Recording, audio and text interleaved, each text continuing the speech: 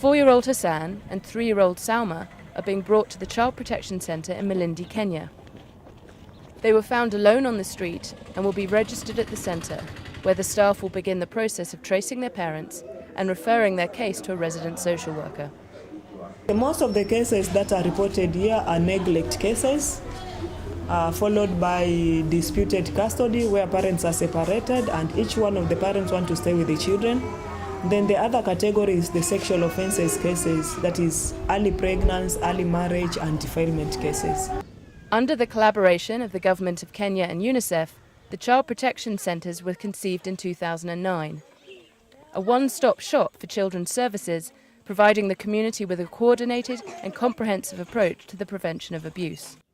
A key component of the development of a child protection system, the centres work within the government structures. This one in Malindi became fully operational in February 2011 and now receives an average of 70 cases per week. The centre is a model for others in Kenya and also around the world. Hassan and Salma are taken to the gender police officer, who is based at the centre 2 days a week. A legal officer and 4 social workers also form part of the team. Historically, cases of child abuse and neglect were not reported because of stigma attached to such issues and a feeling of intimidation by the police. The cases of abuse that have been reported range from community and family abuse to exploitation by tourists. He started entering my room at night. I told my grandmother that my father is doing this and that to me, but she told me he cannot do that to you. He's your father. If there's someone else telling you these things, don't bring them here. But he continued coming to my room at night, so I was forced to keep quiet.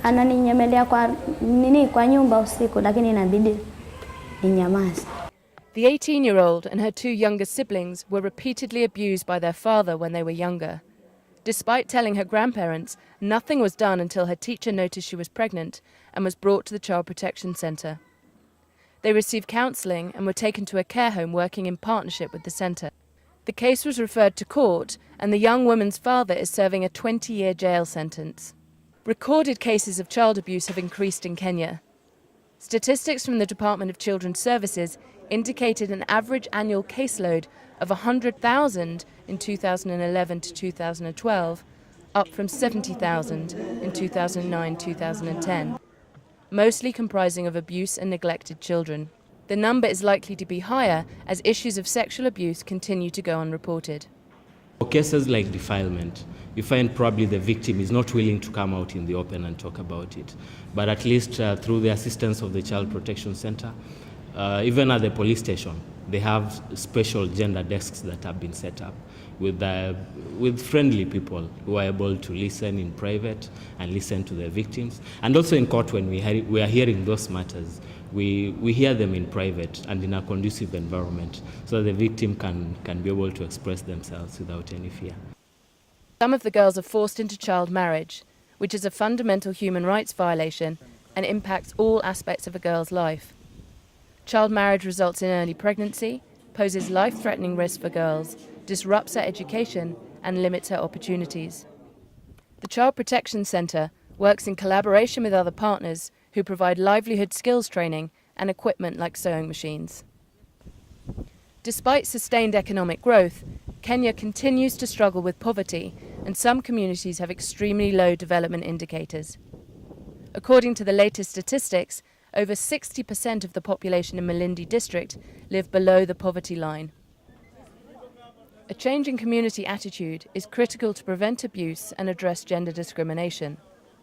At a Chief's Barasa, a community meeting held at Goshi village, close to Malindi, over 2,000 people gather to hear the Child Protection Centre staff talk. They discuss the impact of abuse and neglect on children, how to report their concerns, and explain the services available at the centre.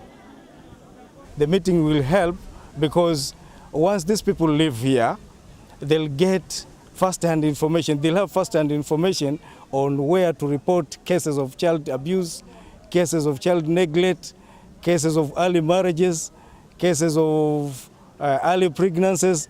They'll be in a position and they'll know the time frame which is actually needed so that that child gets the necessary attention. Collaboration between community, government and NGOs is critical to prevent child abuse.